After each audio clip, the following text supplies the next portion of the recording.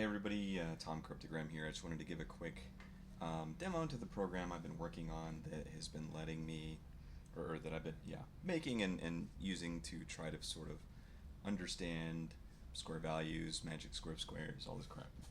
All this stuff I've been working on and talking about. And so I mean the results you can see here, I made the program just be called MagicSquares. You can enter a start value. In this case, we started at like 22 million, I believe, and bound 85, which means I'm bounding by 85 per number that I check, right? Instead of checking every value starting at 22 million in this case, right? We're starting at 22 million. If that's divisible by 85 evenly, which probably not, you can actually see adjusted starting value to 21,999,955, bounding by 85.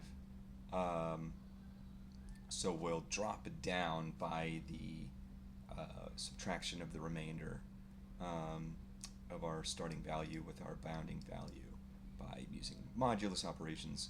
And then we can set a max value if we want, which means we'll stop once we calculate up to that value. And I actually just added this in. I've been letting it just go forever, essentially, and then my outputs will tell me kind of where I left off, so I can pick up where I left off later. I added all of this in the last 24 hours, and then tac J12 just means how many threads we're using. I don't know why J means threads, but whatever. That's it. Other than that, we can do like /MagicSquares details, and we can just pick like any arbitrary number of sufficient size. Something that ends in a 5 is probably going to give you good results and be more interesting. Our output is essentially just, what number did we give it, what is the actual value, that number squared. So this is a square root that we're giving it. How many equidistant values it has between other squares, fully squared numbers, that is, and then it kind of gives some information about those squares. If there are 4 or more pairs, that's the minimum number needed to come up with a test, because we have our center value, and then we need our pairs to be the other 8 values. So we need 4 pairs for 8 values, and then it'll attempt to put those values in some fashion where it thinks is the best configuration, where this top and bottom row are closest to the value of our center values, right? All of these are going to match because these 3 values here in this column, right, are pre-calculated equidistant values that will add up to the same number as this row as the diagonals, right? And then these sort of being the tips of the X here, right? The corners being like this and this are a pair, and this are a pair. So this column is mismatched. The left and right column are mismatched. The top and bottom row are mismatched. So we get mismatched values. So again, it tries to just configure it as best as it, in the best way possible. And that's it. And then gives you sort of how far off you are from there. And so, that was a completely random value. Anything under 100 million, 8765432 How many digits is that? 3. Oh, I mean, it's 8 digits, but yeah. So what is that? 87 million. This is probably going to just tell us like not much as we process it, just because it ends in a 1. Oh, it had an equidistant count of 4. You can see that it's fairly efficient, right, per individual value. Under 100 million. 100 million isn't some magical number that once we cross it, it's crazy, so 100 whoops. But 0.25, sure. 100 million isn't some magical value that suddenly makes it just take way longer. It really doesn't matter, as you can see. But it's just kind of the point where it starts taking 5 seconds instead of, let's do, 1 million. Actually, dang it, what is the value of that? It's like 1, 2, 6, 5, 1, 2, 5. That's not it. No, that's not it. But anyway, you can see how much, how quick that is. 95 milliseconds versus 5 whole seconds. So.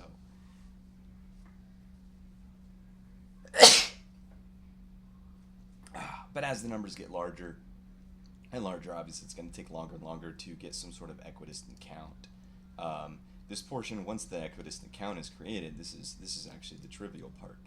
Just kind of going through them and finding some decent set of numbers that creates something interesting, and comes as close as it can to creating magic square of squares, which is obviously can be pretty far off. That's geez, how many digits even is that?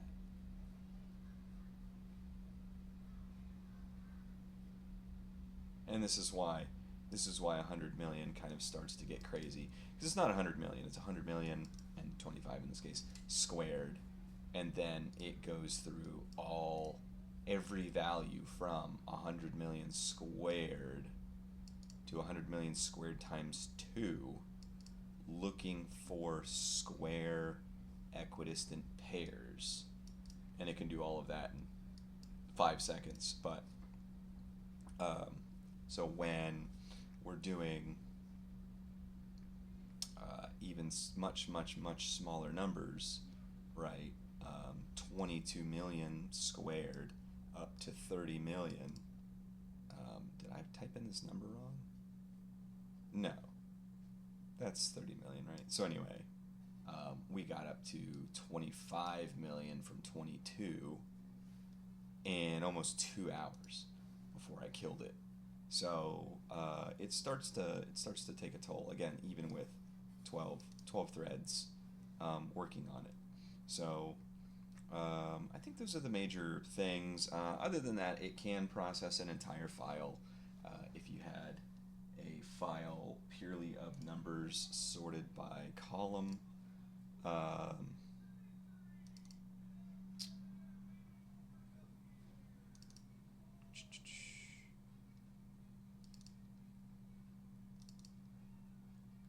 So I had this table right here.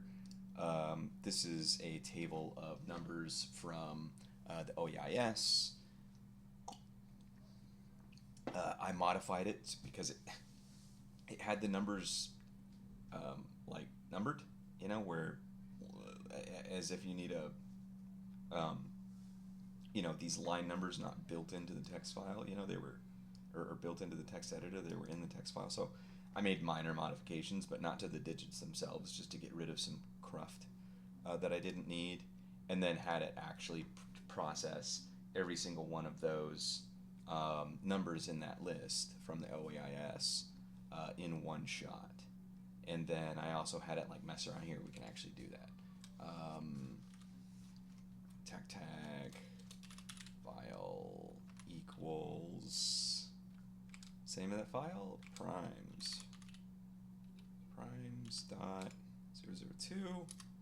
And so what I found pretty quickly, which is a little strange in my opinion, is that primes don't give any values, which there's a few reasons that's strange. The main reason is that all of the numbers that do have very good values are typically multiples of 17 and 5, which are primes. Now those are extremely small primes, so it makes sense that something else would work a bit better.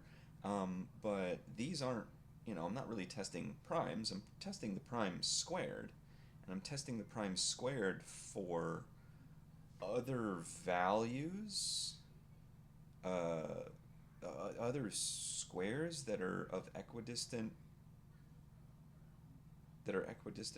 from the squared prime. It doesn't make any sense why this doesn't work to me in my head. I don't understand why primes simply wouldn't have any equidistant values. You can see this is pretty quick individually, and this is single threaded, right? I don't have a multi-threaded file processor, and don't really care to add that.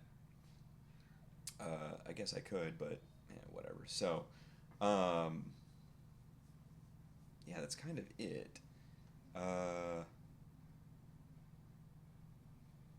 yeah, I don't really know what to make of this. This confuses me every time I think about it, and I get distracted. So, and yeah, these list of primes, it's just something I got off of like GitHub. Somebody had a ultra massive list of primes. It was really really cool, and I figured I'd try them out. And I tried a couple individually by hand with like the tac details sort of, and then saw that nothing was coming up. So I got frustrated and added the file processor so that I could make it do this and find some prime that had a value. And all of my testing has shown that this has not worked out. I guess before I go, I'll show you once we do process a file, it really just puts it out into the command line the way you saw. But if you know how to use a command line, you know that you can take it. What was I trying to open? This one, right? This is what I want to open. You know that you can take a command line and output the contents of that command line into a text file with part of an additional part of the command. So I just did that.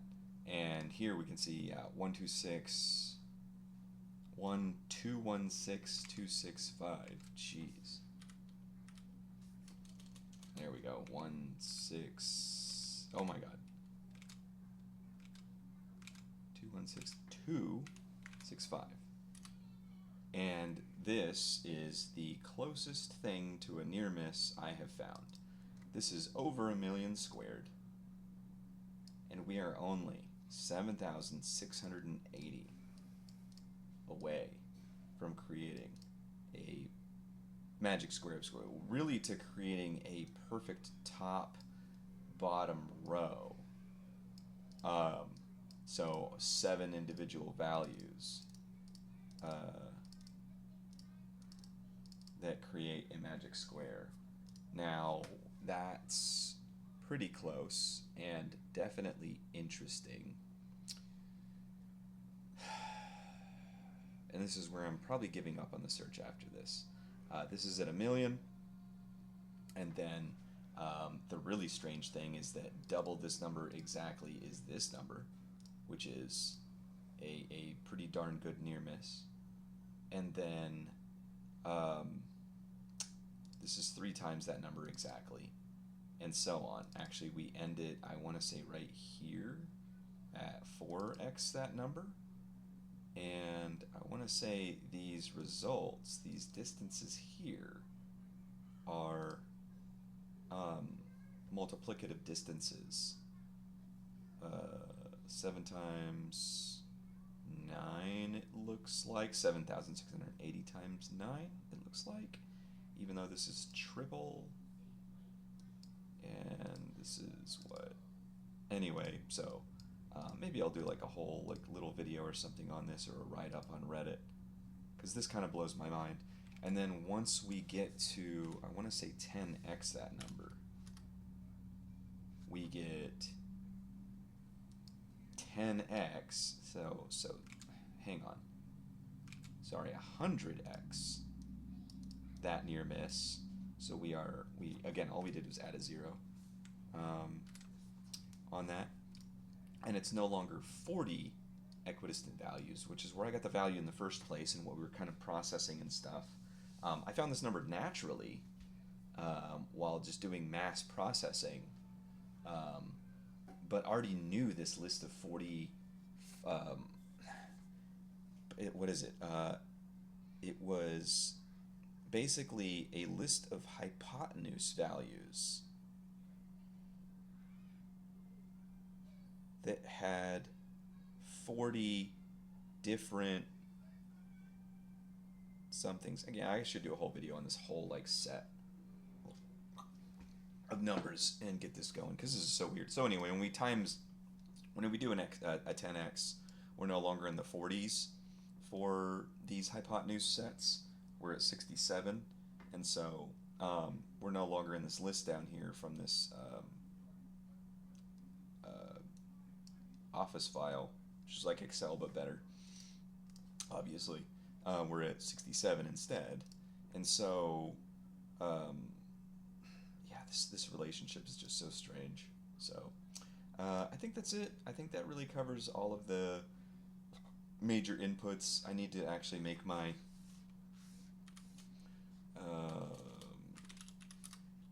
oh god, that's right.